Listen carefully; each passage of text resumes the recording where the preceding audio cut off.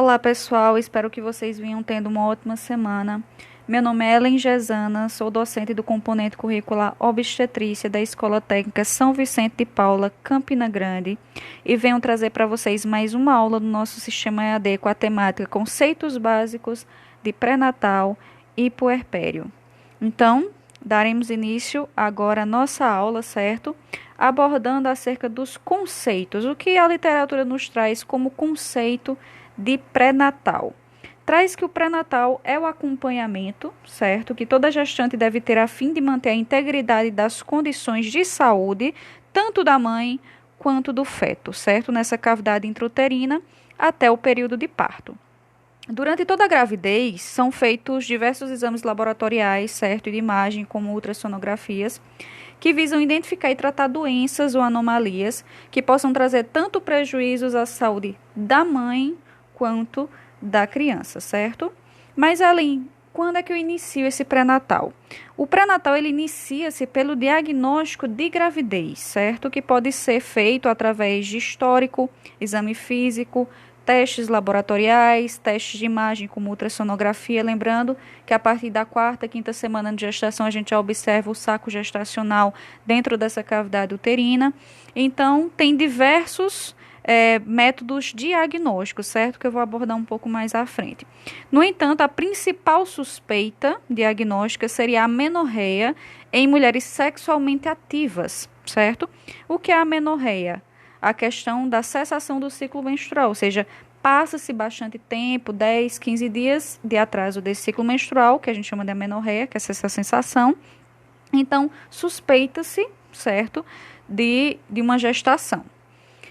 Atrasos superiores a 15 dias, certo? É preconizado que a enfermeira da Unidade Básica de Saúde da Família solicite o exame chamado beta-HCG, que é um exame de mensuração hormonal, certo? Só que esse primeiro exame seria urinário, realizado com a primeira urina do dia.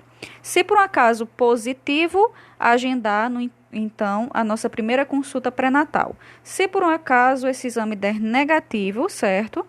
Nós solicitamos o beta-HCG plasmático, que é aquele bastante comum que todos conhecem, que é o exame de sangue para mensuração da quantidade de HCG, que é a gonadotrofina coriânico-humana, circulante na circulação dessa mulher, certo? A questão do cis pré-natal. Professor, o que seria o cis pré-natal? A partir do momento em que essa mulher recebe esse diagnóstico de gravidez por parte do profissional de enfermagem, essa mulher deve ser realizado, no caso, o cadastro dela no cis pré-natal, certo? Que é como se fosse o banco de dados do Sistema Único de Saúde, onde tem-se o controle de todos os pré-natais realizados nas unidades básicas de saúde da família, certo? Nesse período de confirmação, além de ser solicitado o ingresso dessa mulher no CIS pré-natal, a gente inicia a consulta, certo? Dando orientações necessárias referentes ao pré-natal, certo? Como sequência de consultas, visitas domiciliares, reuniões educativas como grupos de gestantes. E durante essa consulta, nós também devemos fornecer o cartão da gestante devidamente preenchido, já exatamente também com as imunizações preconizadas pelo Sistema Único de Saúde e pelo Ministério da Saúde, que essa gestante deve receber durante esse período gravídico, certo? Sempre explicar ela a questão do número de consultas, como deve ocorrer essas consultas pré-natais, fora o preenchimento também, entregar a ela o número do CIS pré-natal, certo? E deixar bem estipulado o calendário de vacinação, além de outras orientações, como solicitação de exames de rotina e receita com vitaminas e sempre falar para ela, sempre incentivar a participação das reuniões educativas como o grupo de gestantes, certo? No caso, professora, a senhora citou agora a questão das vitaminas. Quais seriam essas vitaminas que são fornecidas a partir do diagnóstico de gestação?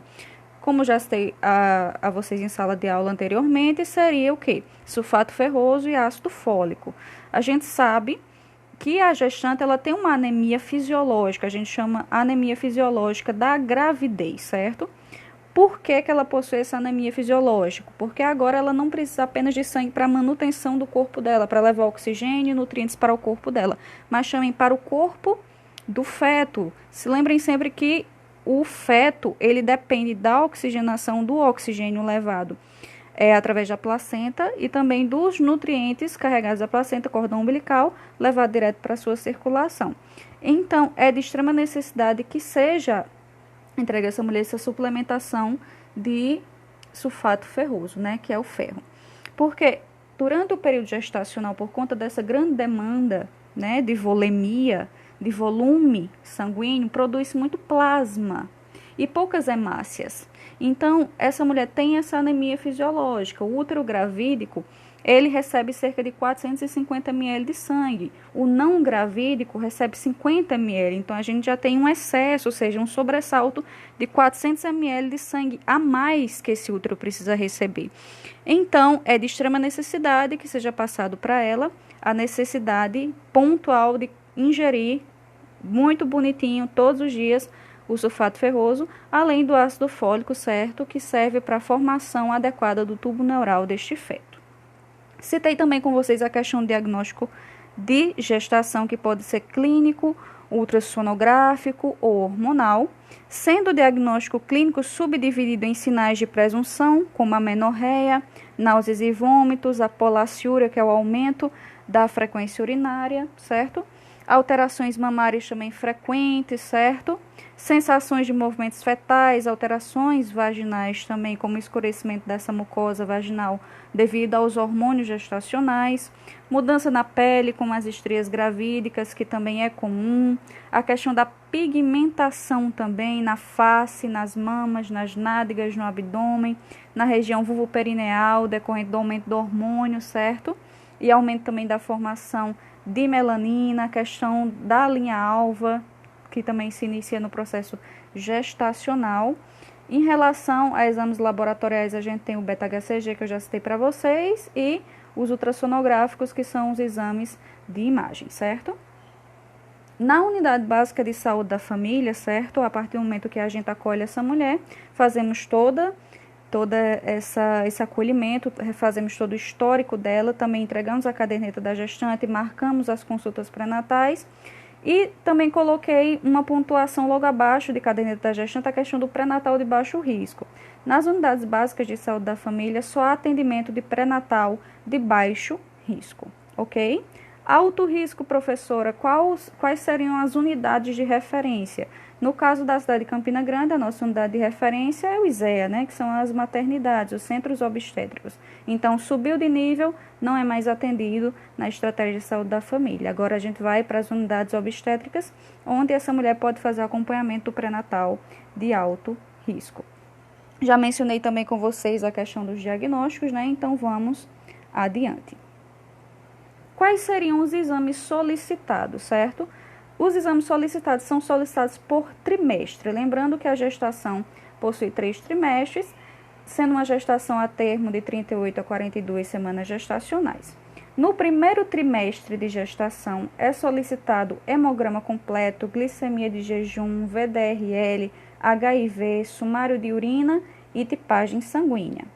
No segundo trimestre, nós temos um hemograma completo realizado novamente para a gente verificar a questão se ela está com a anemia controlada ou não, certo? Para reforçarmos, caso não esteja controlada adequadamente, para reforçar com essa mulher que ela toma esse sulfato ferroso adequadamente.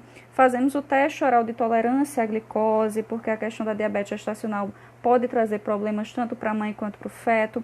Toxoplasmose, vitamina D também, uma ausência de vitamina D impede a questão do desenvolvimento fetal adequado, também traz prejuízos para essa mulher, como por exemplo queda de cabelo, insônia, sonolência excessiva, quadros depressivos. Pedimos também a questão da cultura de urina para verificação da questão de infecção urinária ou não, para ser tratada imediatamente, porque caso haja uma ruptura de membrana, pode haver a invasão dessas bactérias para essa cavidade uterina, causando uma infecção generalizada, até mesmo morte fetal. Quais seriam os exames do terceiro trimestre? Vamos lá. No terceiro trimestre, nós temos também hemograma completo, glicemia de jejum, VDRL, toxoplasmose, HIV e mais outra cultura de urina. Outro exame que nós gostamos bastante de frisar para os alunos da parte obstétrica, né? É a questão das ultrassonografias. Lembrando que o Sistema Único de Saúde, ele só cobre 2 ultrassonografias por gestante, certo? Entretanto, a grande maioria dessas mulheres, elas fazem 3 ultrassonografias, no entanto, uma delas, infelizmente, se caso ela queira realizar, vai ter que, infelizmente, sair das dependências financeiras da mesma ou da família dela, não é? A ultrassonografia do primeiro trimestre, ela no geral é realizada entre a 11ª e 14ª semana gestacional e ela tem como objetivo principal observação do saco gestacional, presença de vida fetal, número de fetos, certo? E também uma avaliação uterina e das estruturas anexiais, ou seja, dos anexos fetais que nós já estudamos anteriormente. A segunda ultrassonografia, ela é realizada geralmente entre a 20ª e a 24ª semana, assim como a terceira ultrassonografia que eu disse a vocês, coloquei uma observação, que no geral ela é feita por conta própria, caso a gestante tenha condições de arcar. Essa ultrassonografia, ela tem como objetivo principal observar a apresentação de vida fetal, idade gestacional, crescimento e peso fetal, avaliação de útero e anexos e também anatomia fetal, que a gente chama da famosa ultrassonografia morfológica, certo? Além de documentação sobre a vida, número e apresentação fetal, estimativa de quantidade de líquido amniótico, que a gente já estudou nas patologias obstétricas, que o excesso de líquido amniótico, chamado polidrâmino, assim como sua escassez, chamado oligodrâmio, trazem prejuízos e também podem fazer com que haja desenvolvimento de anomalias ou morte fetal, né? É de extrema importância. Localização e aspecto dessa placenta, a gente sabe também que a questão da implantação dessa placenta na cavidade uterina também está ligada a um bom trabalho de parto ou ao tipo de trabalho, ou ao tipo de parto, perdão, que será abordado nessa futura parturiente e atual gestante.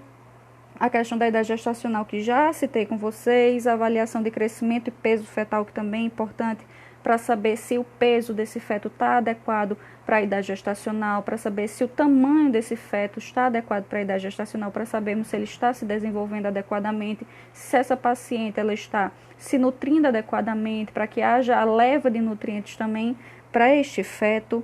Avaliação do útero, né? Estudo da anatomia fetal, como eu disse a vocês, é a chamada tão conhecida ultrassonografia anatômica, né, ou morfológica, que a gente observa ventrículos cerebrais, incidência das 4 câmaras cardíacas, coluna vertebral, estômago, bexiga, local de inserção do cordão umbilical na parede abdominal anterior e na região renal. Vamos adiante, espero que vocês estejam compreendendo até aqui. Tudo muito simples, estamos fazendo uma revisão bem tranquila e vamos adiante. Vamos agora para as consultas. Vamos abordar um pouquinho sobre as consultas pré-natais, certo? O número de consultas pré-natais estipuladas pelo Ministério seriam, no mínimo, 7 consultas, certo? Só que algumas unidades básicas de saúde da família, ou então aqueles indivíduos que possuem plano de saúde e gostam de fazer um pré-natal por fora apenas com acompanhamento médico, podem realizar até mesmo 8 consultas pré-natais, sendo essas consultas intercaladas, certo? Uma consulta com o enfermeiro, outra consulta com o médico. Mas, professora, na minha gestação, na gestação de outro indivíduo que eu acompanhei, não tinha médico naquele momento na estratégia de saúde da família e foi só acompanhado por enfermeiro, tá certo? Completamente certo. O enfermeiro, ele tem todo o embasamento técnico-científico para acompanhar com total qualidade e destreza o pré-natal de baixo risco dentro da unidade de saúde da família, certo? Agora, pré-natal de baixo risco, atenção primária à saúde. Sendo 7 a 8 consultas pré-natais, certo? Nós temos as semanas gestacionais, que essas consultas são realizadas, né? Então, até a 32ª semana são mensais, ou seja, essa mulher só vai uma vez por mês, dentro dessa estratégia na atenção primária, fazer esse acompanhamento pré-natal. Depois, até a 36ª semana, são quinzenais. Então, da 32ª à 36ª, são a cada 15 dias, certo? A partir da 36ª semana até o parto, essas consultas são semanais, certo? Até porque, a partir das 30 semanas gestacionais, as atividades uterinas, elas começam a se intensificar, às vezes surgem muitas dúvidas em relação a essa mulher, né? Em relação às modificações do corpo dela, porque se inicia novamente a fase inflamatória da gestação. Muitas vezes essa mulher acha que está entrando em trabalho de parto, quando na realidade ela está com contrações de treinamento, que são comuns e são esperadas. Então, preconizamos, né, que essa mulher vá semanalmente nas últimas semanas gestacionais para serem retiradas todas as dúvidas, para que sejam retiradas as dúvidas no trabalho de parto, questão de saída de tampão mucoso, período expulsivo, tempo de demora desse trabalho de parto, no caso de um parto normal, quais são as indicações efetivas de um parto cesariano. Ok? E o pós-parto, é obrigação da atenção primária fazer uma visita entre 1 semana e 15 dias do pós-parto, certo? Uma visita domiciliar para acompanhar como é que está sendo o puerpério dessa agora puérpera. Quando ela está grávida, ela é gestante, quando ela está parindo, ela é parturiente, e o pós-parto ela é chamado de puérpera, que nós iremos ver um pouco mais adiante, ok? Exame físico da gestante e primeira consulta. Eu vou deixar para o nosso segundo vídeo, que vai ser da nossa segunda parte, certo? Fiquem atentos. Vai estar pré-natal, certo? E puerpério, vídeo 2.